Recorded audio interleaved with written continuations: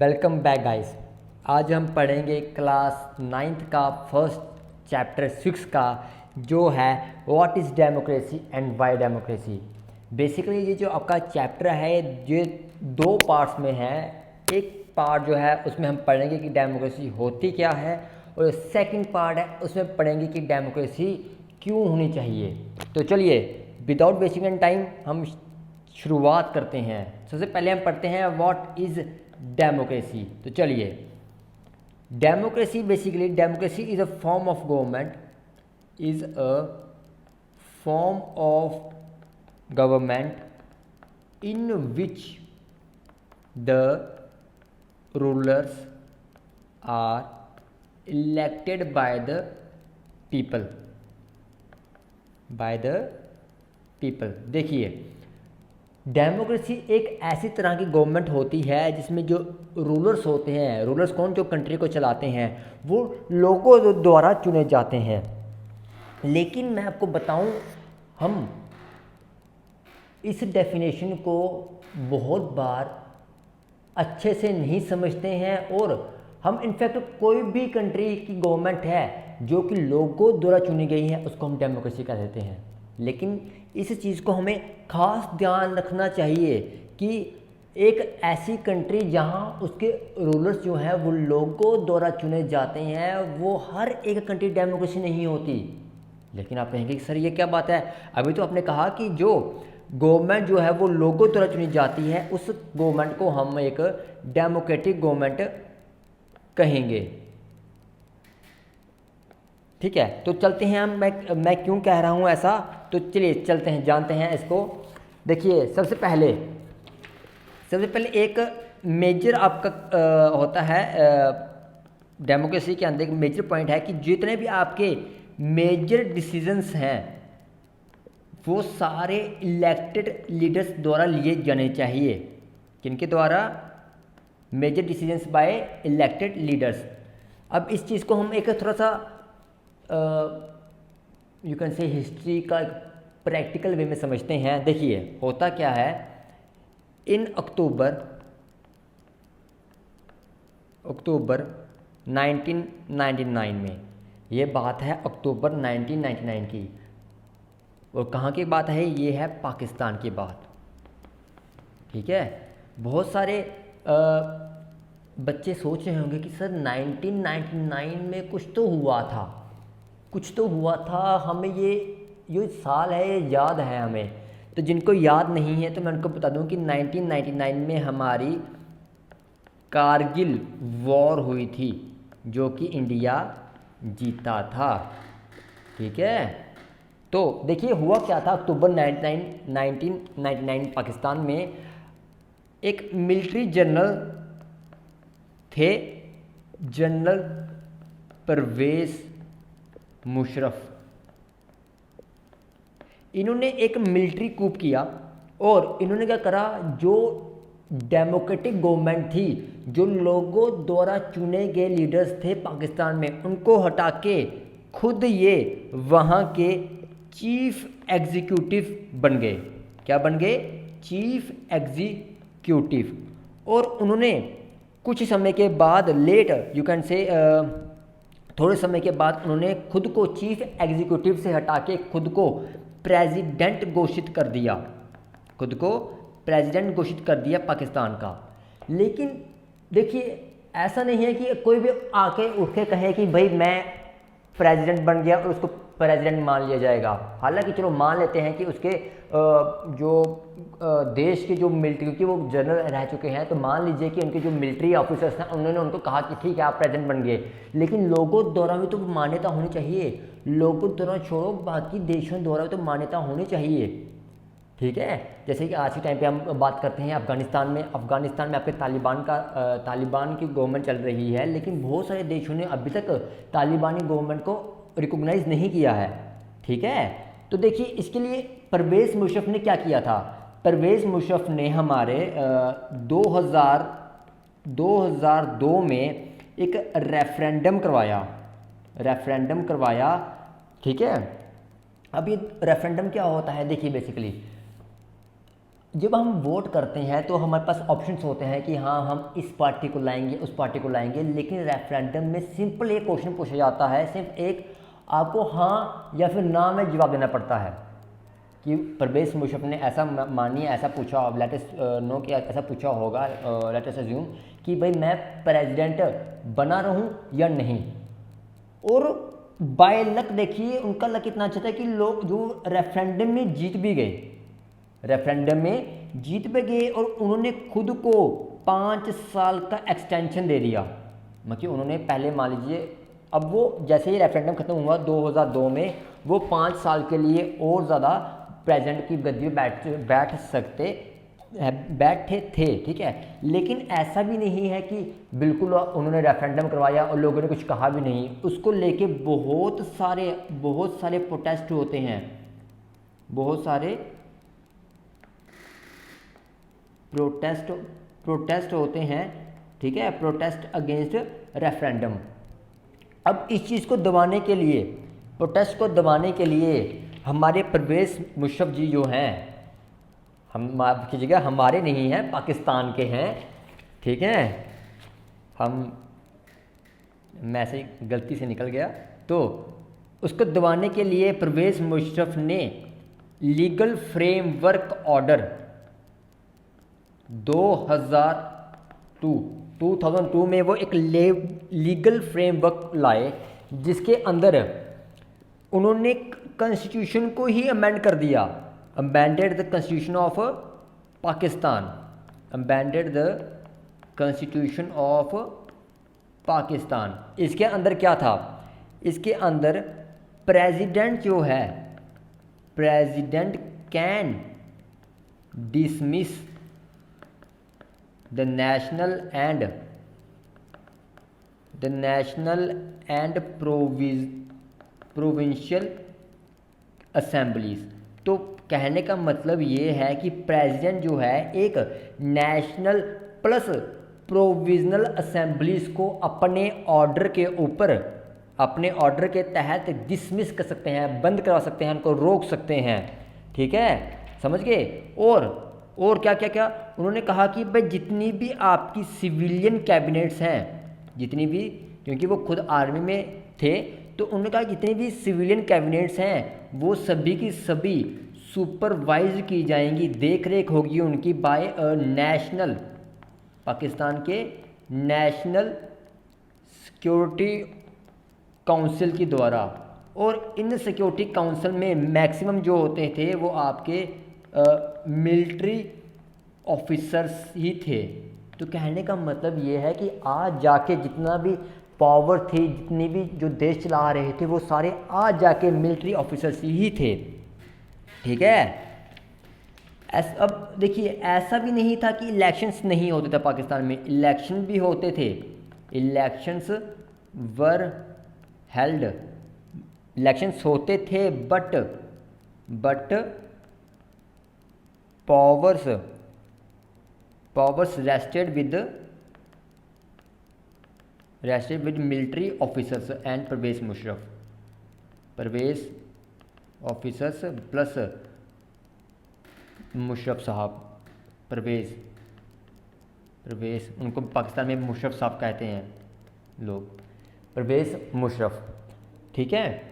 तो हमने यहाँ तक क्या समझा कि भाई पाकिस्तान के अंदर 1999 में एक डेमोक्रेटिक गवर्नमेंट थी, उसको हटाकर अब परवेज़ मुशर्रफ जो हैं उन्होंने खुद को एग्जीक्यूटिव घोषित कर दिया, चीफ एग्जीक्यूटिव। उसके बाद उन्होंने खुद को प्रेसिडेंट बना दिया। अब जैसे ही बाकी देश के जो लोग हैं उनकी, जब देखिए हम थोड़ा सा इसको अच्छे समझते हैं, जब आप एक कंट्री होती है उसमें और भी कंट्रियों के साथ डील करनी होती है, उसमें उसके साथ ट्रेड करना होता है और एग्रीमेंट वैसे साइन करने होते हैं, तो जब तक आपके देश की गवर्नमेंट को मान्यता ही नहीं होगी, कोई मानेगा ही नहीं कि हाँ आपके देश में ऐसी गवर्नमेंट है, तो तब तक आप कैसे ट्रेड कर पाएंगे किसी के साथ। तो उसको मनवाने के लिए उन्होंने एक रेफरेंडम करवाया और बाय लक वो रेफरेंडम जीत जाते हैं और वो 5 साल के खुद को एक्सटेंड कर देते हैं, ठीक है। जैसे ही उन्होंने देखा कि इस रेफरेंडम के खिलाफ बहुत सारे प्रोटेस्ट होने शुरू हो गए, तो परवेज़ मुशर्रफ जी ने पाकिस्तान के कॉन्स्टिट्यूशन को ही अमेंड कर दिया। उन्होंने क्या क्या करा, उन्होंने कहा कि भाई एक प्रेसिडेंट जो है वो किसी भी टाइम नेशनल और प्रोविजनल असेंबली को डिसमिस कर सकता है, जो आपकी जितनी भी कैबिनेट सिविलियन कैबिनेट्स हैं वो सारी की सारी नेशनल सिक्योरिटी काउंसिल के द्वारा सुपरवाइज करी जाएंगी और उन सभी को हेड जो करेंगे वो करेंगे मिलिट्री ऑफिसर्स। अब ऐसा भी नहीं था कि इलेक्शंस नहीं होते, इलेक्शंस होते थे, लेकिन जो आ जाके जो पावर्स थी वो सारी की सारी मिलिट्री ऑफिसर्स और परवेज़ मुशर्रफ के हाथों में ही थी। ठीक है, तो मुझे ये बात बताइए कि क्या हम पाकिस्तान की जो गवर्नमेंट थी परवेज़ मुशर्रफ के टाइम पे उसको हम डेमोक्रेसी कहेंगे या नहीं कहेंगे? तो इसका जवाब है कि नहीं, हम नहीं कहेंगे। क्यों? क्योंकि जितने भी डेमोक्रेसी के अंदर जितने भी आपके इम्पॉर्टेंट डिसीजंस होते हैं वो इलेक्टेड लीडर्स के द्वारा लिए जाते हैं, जो कि परवेज़ मुशर्रफ नहीं थे। ठीक है, होप सो आप सबको समझ आया होगा। अब देखिए, अब सेकंड पार्ट पे चलते हैं हम। पहले हमने समझ लिया कि हमारे जो मेजर डिसीजंस हैं वो इलेक्टेड लीडर्स द्वारा लिए जाने चाहिए। अब सेकंड पॉइंट समझते हैं डेमोक्रेसी का। सेकंड पॉइंट है free and fair electoral competition. Free and fair electoral competition यानी कि कहीं भी एक डेमोक्रेसी है उसके अंदर फ्री एंड फेयर कंपटीशन होना चाहिए इलेक्शंस का। इस चीज़ को समझते हैं हम चाइना की एग्जांपल से। देखिए, चाइना में होता क्या है, चाइना में हर 5 साल के बाद इलेक्शंस होते हैं। ठीक है, अब जो चाइना की जो नेशनल जो पार्लियामेंट है उसका नाम है नेशनल पीपल्स कांग्रेस। ठीक है, ये ये है क्या, name of parliament of China. अब चीज़ को समझिए, अब इसको चीज़ को थोड़ा अच्छे से समझने की कोशिश करिएगा। देखिए, नेशनल पीपल कांग्रेस के पास हैज़ पावर टू, मैं इसको NPC लिखता हूँ, has power to appoint president of the country. तो NCP नेशनल पीपल कांग्रेस में के पास अथॉरिटी होती है, वो किसी एक प्रेसिडेंट को चुन सकती है कंट्री के। देखिए, अब NCP के अंदर NPC के अंदर नेली आपके 3000 मेंबर्स होते हैं। ठीक है, फ्रॉम ऑल ओवर चाइना। देखिए, अब सोच रहे होंगे कि सर हमारा तो जो टॉपिक था वो था free and fair electoral competition. ठीक है, अब ये क्या पढ़ा रहे हो हमें? तो अब इसको चीज़ को समझो। देखिए, है क्या बेसिकली, देखिए, अगर चाइना के अंदर किसी ने भी बिफोर इलेक्शन कंटेस्टिंग इलेक्शंस लड़ने से पहले किसी भी इंसान ने, किसी भी वहाँ के शख्स ने अगर चाहता है कि मैं इलेक्शन लड़ूं, तो candidate need the approval of Chinese communist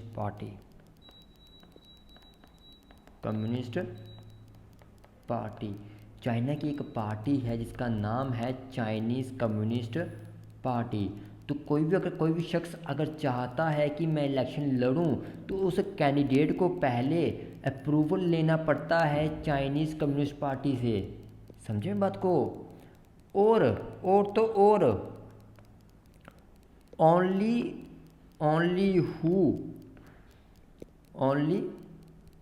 माफ़ कीजिएगा, only those who are members of Chinese communist party या फिर उस पार्टी के मेंबर एलआई मेंबर्स हैं, 8 स्मॉलर पार्टीज़ हैं जो उसी की पार्टीज़ हैं, वही शख्स आपका इलेक्शन लड़ सकता है, जो कि या तो चाइनीज़ कम्युनिस्ट पार्टी का मेंबर हो या फिर उसके द्वारा जो चाइनीज़ कम्युनिस्ट पार्टी है उसकी जो 8 छोटी छोटी पार्टीज़ हैं उनका मेंबर हो। अगर ना तो अगर वो इसका है और ना ही इसका, तो वो इलेक्शन नहीं लड़ सकता। समझे बात को? तो ओवरऑल कहने की बात ये है कि भाई आ जाके चाइना में जो गवर्नमेंट बनती है, government is always formed by communist party. ठीक है, होप सो आप सबको समझ आया होगा कि क्यों फिर अब हम इसलिए बात कर रहे थे कि फ्री एंड फेयर इलेक्शंस होने चाहिए, जो कि चाइना के केस में नहीं हैं। आपके इधर आप चाइनीज़ कम्युनिस्ट पार्टी के मेंबर होने चाहिए या फिर उसकी जो 8 एलाई मेंबर्स हैं, एलाई पार्टीज़ हैं, उसके मेंबर होने चाहिए। अगर आउट ऑफ द सिलेबस हैं तो आप इलेक्शंस लड़ ही नहीं सकते। तो ये तो बात गलत है। हमारे पास ऑप्शंस होने चाहिए। ऐसे तो जो एक पॉलिटिकल पार्टी है वो कभी भी नहीं बदल पाएगी। ठीक है, तो इसलिए हम कहेंगे कि भाई हमारे यहाँ पे चाइना के अंदर डेमोक्रेसी नहीं है। अब फिर से समझिए, फ्री एंड फेयर इलेक्शन में फिर से समझिए, एक और एग्जांपल आती है आपकी मैक्सिको की मैक्सिको की। देखिए 1930 में मैक्सिको आज़ाद हुआ और मैक्सिको में इलेक्शंस जो होते हैं वो हर 6 साल के बाद होते हैं। ठीक है, टू इलेक्ट इट्स प्रेसिडेंट, उसके प्रेसिडेंट को चुनने के लिए। होप सो आप सबको यहाँ तक समझ आया होगा।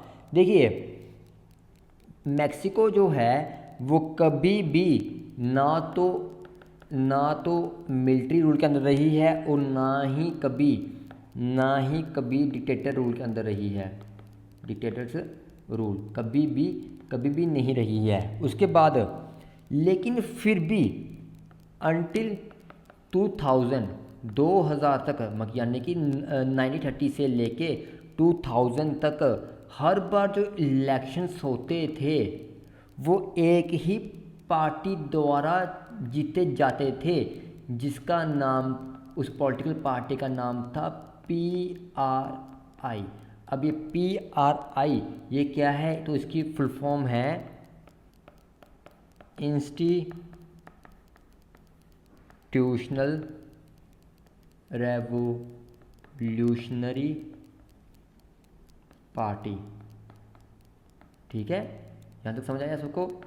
तो यही पॉलिटिकल पार्टी हमेशा इलेक्शन जीते थे। इसमें गलत आप कहेंगे कि सर इसमें गलत क्या है? इसमें क्या गलत है? हो सकता है लोगों द्वारा एक ही पॉलिटिकल पार्टी को जिताया जाता होगा।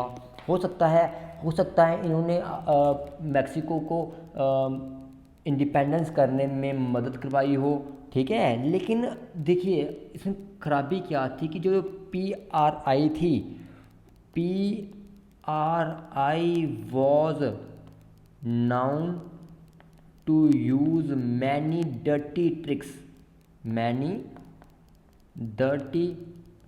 tricks to win elections. तो PRI द्वारा बहुत सारी जो यू कैन से देखा जाता है आमतौर पे वोट खरीदना, लोगों को धमकाना, लोगों को लालच देना, ऐसी चीज़ें जो है वो PRI करती थी वहाँ पे। ठीक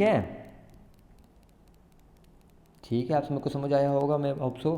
तो मैं बताइए, तो क्या आप मैक्सिको की जो गवर्नमेंट है उसको डेमोक्रेसी कहेंगे?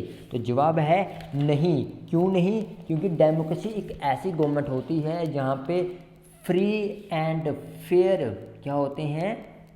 फ्री एंड फेयर इलेक्शंस हों, वहाँ पे उसको आप कहेंगे कि भाई यहाँ पे डेमोक्रेसी है। होप सो आप सबको समझ आया होगा। तो हम यहाँ तक 2 पॉइंट पढ़ चुके हैं। अब हम नेक्स्ट पॉइंट पढ़ते हैं। अपना थर्ड पॉइंट हमारा आता है वो है 1 पर्सन 1 वोट 1 वैल्यू। देखिए ये कोई प्रिंसिपल जो है आज का नहीं है, ये पूरे ही लगभग हर एक डेमोक्रेटिक यू कैन से कंट्री में पाया जाता है कि हर एक पर्सन का एक वोट होगा और हर एक वोट की एक वैल्यू होगी। लेकिन बहुत सारे देश ऐसे हैं या थे जिन जगह पर ऐसा नहीं था। एग्जाम्पल बताता हूँ आपको, देखिए अंटिल 2015 तक सऊदी अरेबिया में वुमेन के पास वोटिंग राइट था ही नहीं। वुमेन्स मैं यहाँ पे ले लेता हूँ, womens didn't have voting rights. लेकिन हमने तो पढ़ा कि हर एक इंसान के हर एक पर्सन के पास एक वोट होना चाहिए। लेकिन यहाँ पे सऊदी अरेबिया में तो 2015 से पहले वुमेन्स के पास तो वोटिंग राइट्स थे ही नहीं। ठीक है, आप कमेंट सेक्शन में ज़रूर बताइएगा कि किस कंट्री ने सबसे पहले वुमेन्स को वोटिंग राइट दिए थे। ठीक है, अब आगे चलते हैं, हम अपनी नेक्स्ट पढ़ते हैं। तो हम बात करते हैं एस्टोनिया के बारे में। एस्टोनिया भी एक देश है आपका। ठीक है, तो क्या है बेसिकली यहाँ पे जो लोग, एस्टोनिया एक रशिया का नेबरिंग कंट्री है। जो लोग रशिया से एस्टोनिया में आए थे, ठीक है, उनको वोटिंग राइट लेने में बहुत ज़्यादा डिफ़िकल्टीज फेस की जाती थी। उनको वोटिंग राइट नहीं दिया जाता था, उनको मान्यता नहीं दी जाती थी कि आप अब यहाँ पे आके वोट करें, वैसा कुछ। लेकिन हमने पढ़ा ना कि हर एक पर्सन जो, हालांकि अब आपके मन में ये चल रहा होगा कि सर वो तो बाहर देश से आए हुए, उनको क्यों वोटिंग राइट दें। जो, मैं ये नहीं कह रहा कि वो बाहर देश से आए थे, वो लोग रशिया से आए थे, उनको एस्टोनिया ने अनाउंस भी कर दिया था कि भाई हाँ ये हमारे परमानेंट नागरिक हैं। रशिया से एस्टोनिया में आए, वहाँ पे रह रहे थे, एस्टोनिया ने उनको अपनी सिटीजनशिप भी दे दी, लेकिन उसके बावजूद उनको वोट का अधिकार नहीं दिया। ठीक है, होप सो आप सबको समझ आ रहा होगा। आगे हम चलते हैं, एक हमारा देश है, एक आइलैंड है फिजी में। ठीक है, अब फिजी की बात करते हैं। तो देखिए फिजी में एक वहाँ के लोग हैं जो वहीं के थे, शुरू से वहीं के थे, जिनको हम कहते हैं इंडोजीनियस फिजी। ये लोग शुरू से ही फिजी के नागरिक हैं। दूसरे वहाँ पे लोग हैं इंडियन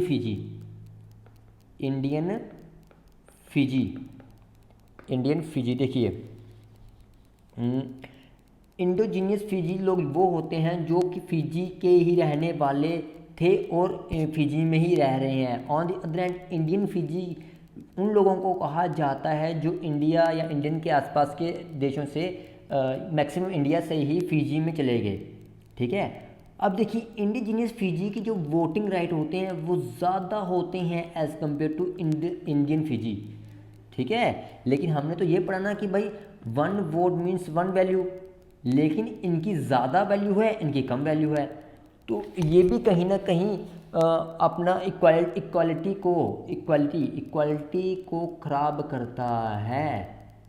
एक डेमोक्रेटिक कंट्री में इक्वालिटी आपकी सबसे महत्वपूर्ण होती है। ठीक है, चलिए होप सो आप समझ आ रहा होगा। देखिए आगे चलते हैं हम, तो हम पढ़ते हैं, नेक्स्ट पॉइंट है हमारा rule of law and respect for rights. देखिए समझिए बात को, इस चीज़ को, कि हमारी जो जितनी भी डेमोक्रेसी होती हैं वहाँ पे लॉ होना चाहिए और रिस्पेक्ट होनी चाहिए राइट्स की।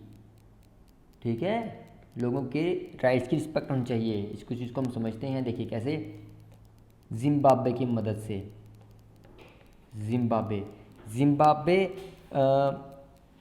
जिम्बाब्वे जो है आपका 1980 में इंडिपेंडेंस लेता है, ठीक है। वहाँ पे एक पॉलिटिकल पार्टी थी जिसका नाम था जानू पीएफ। इस पॉलिटिकल पार्टी ने एक बड़ा ही महत्वपूर्ण रोल अदा करा था जिम्बाब्वे को इंडिपेंडेंस दिलवाने में। जैसे कि हमारे यहाँ इंडिया में माना जाता है कि कांग्रेस ने एक बड़ा अच्छा रोल अदा करा था इंडिपेंडेंस दिलवाने के लिए, वैसे ही जिम्बाब्वे में एक पॉलिटिकल पार्टी जिसका नाम था जानू पीएफ, उसने एक बड़ा ही इंपॉर्टेंट रोल अदा करा था उस टाइम पे जिम्बाब्वे को इंडिपेंडेंस दिलवाने में। जानू पीएफ के जो लीडर थे जिनका नाम था रॉबर्ट मुगाबे, वो उनके लीडर थे। उन्होंने वही जो आपके लीड कर रहे थे, इनफैक्ट वो कंट्री को भी यही रूल कर रहे थे जब से इंडिपेंडेंस हुए, ठीक है। इलेक्शंस हर एक जितने भी इलेक्शंस हो रहे थे एक तय समय के साथ साथ, जैसे कि मान लो 5 या 6 साल के बाद इलेक्शंस भी हो रहे थे, और जानू जितने भी इलेक्शंस हो रहे थे वो सारे जो है मैक्सिमम जानू पीएफ द्वारा ही जीते जा रहे थे। और ऐसा भी नहीं कि हम इसको आप कुछ लगेंगे सर इसमें गलत क्या है, ठीक है। हमारी जो कांग्रेस है उसने भी तो आज़ादी के बाद कितने सालों तक राज करा इंडिया पे, तो हम क्या कहेंगे कि वो डेमोक्रेसी नहीं थी। लेकिन देखिए समझते हैं चीज़ को, आगे आगे जैसे आप चीज़ों को समझेंगे तो आप समझते जाएंगे कि हाँ हम क्यों इसको इंडिपेंडेंट एक डेमोक्रेटिक कंट्री क्यों नहीं कह रहे हैं, ठीक है। देखिए बेशक रॉबर्ट मुगाबे ने कंट्री को इंडिपेंडेंस दिलाने में बड़ी मदद करी, लेकिन रॉबर्ट मुगाबे ने बहुत सारे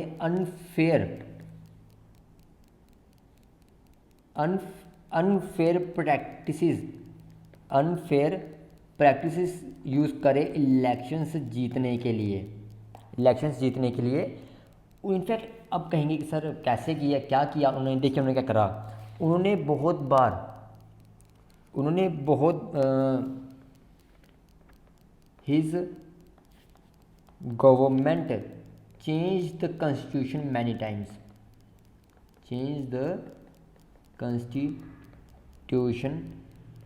सेवरल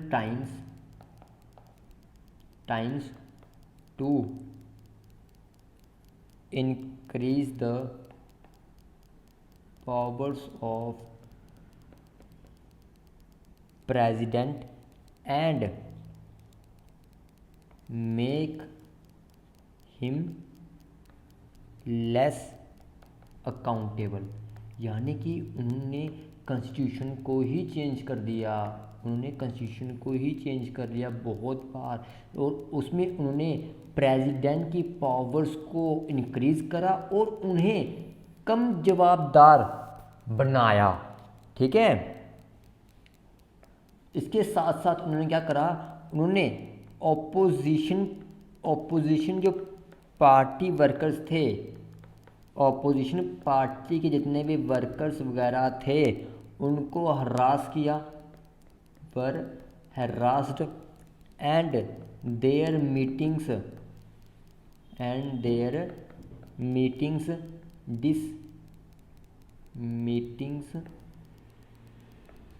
disrupted।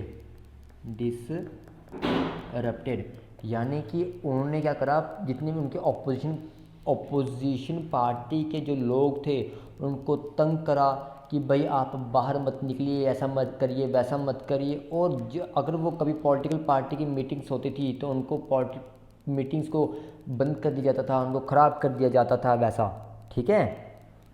और तो और उन्होंने कहा कि भाई जो public protest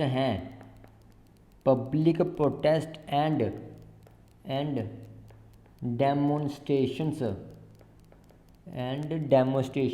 against the government वर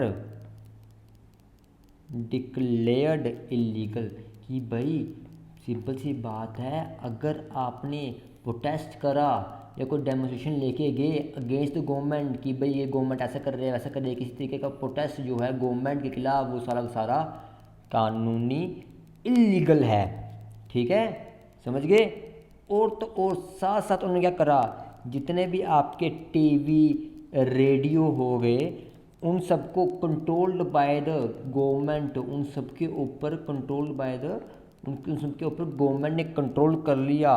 और एंड ये टीवी के ऊपर सिर्फ सिर्फ और सिर्फ रूलिंग पार्टी के ही वर्जन को दिखाया जाता था, सिर्फ और सिर्फ कि वो वैसा सोचते हैं, वो पार्टी ठीक है वो ख़राब है, वैसा वैसा।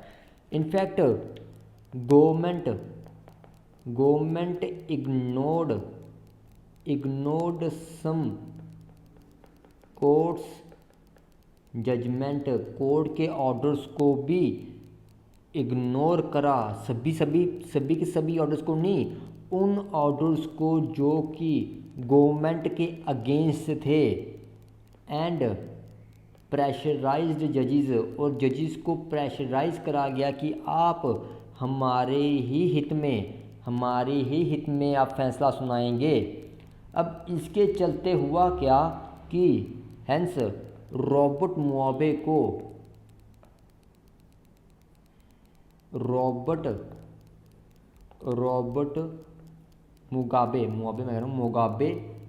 Was forced out of office in 2017। और लास्ट में लोगों ने आज जाके रॉबर्ट मुगाबे को 2017 में सत्ता से बाहर कर दिया। ठीक है, देखिए अब समझते हैं इस चीज़ से हम इस एग्जाम्पल से हम क्या समझते हैं कि भाई जो एक पॉपुलर गवर्नमेंट है, इसको चीज़ को हम एनालाइज करते हैं कि हम इनसे क्या समझ सकते हैं। तो पहला कि जो कोई पॉपुलर गवर्नमेंट होती है कैन बी अनडेमोक्रेटिक, की एक डेमोक्रेसी की बातें करने वाली गवर्नमेंट हो सकता है बाद में अनडेमोक्रेटिक हो जाए।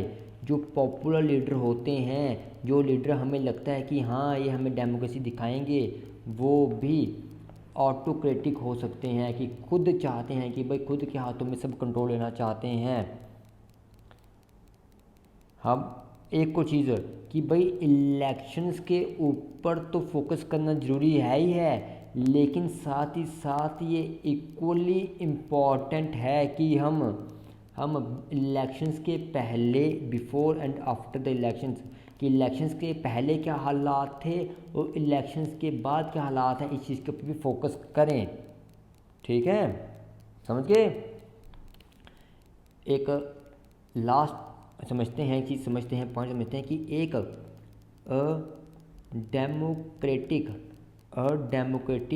Government rules with limits. एक डेमोक्रेटिक गवर्नमेंट होती है उसकी कुछ ना कुछ लिमिट्स होती है जो कि सेट बाय कॉन्स्टिट्यूशनल लॉ, जो कि लॉ के द्वारा तय की गई होती हैं।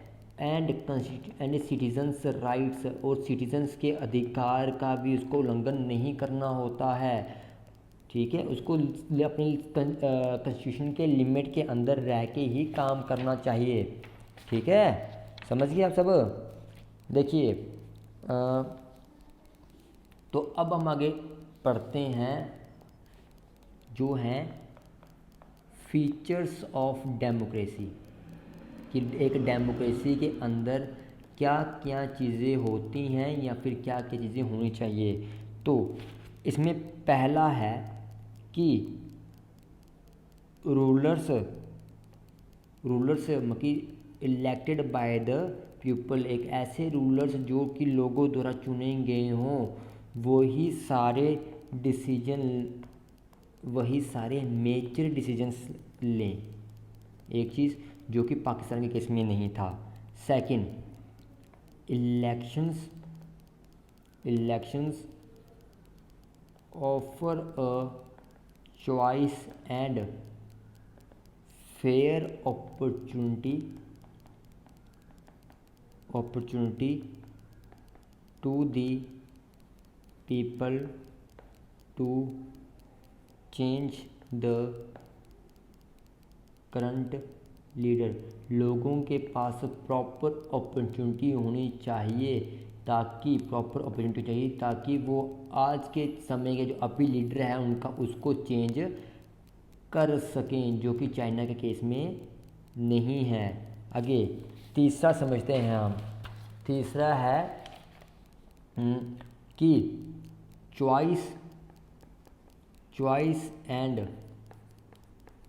अपॉर्चुनिटी जो है is available to all the people on equal basis. जितने भी चॉइसेस हैं, जितनी भी अपॉर्चुनिटीज़ हैं, वो सभी लोगों को इक्वली होनी चाहिए, ऑन इक्वल बेसिस होनी चाहिए। And the last one is चौथा लास्ट वन ये है कि गवर्नमेंट जो है उसको कॉन्स्टिट्यूशन के हिसाब से चलना चाहिए, और तो और उसको सिटीजन्स के राइट्स की भी परवाह होनी चाहिए। ऐसा नहीं है जो आपका मन आए वो आप करते रहो, ठीक है। तो यहाँ पे हमारा चैप्टर का एक पार्ट ख़त्म होता है, जिसमें हम पढ़ते हैं कि डेमोक्रेसी क्या है, डेमोक्रेसी कैसे काम करती है, फीचर्स क्या डेमोक्रेसी के। हमने एग्जांपल समझी बहुत सारी कंट्रीज़ की, पाकिस्तान की, चाइना की, मैक्सिको की, जिम्बाब्वे की। तो होप सो आप सबको समझ आया होगा। अगर आपको कोई डाउट्स हैं तो आप कमेंट सेक्शन में ज़रूर बताइएगा। Thank you, have a nice day.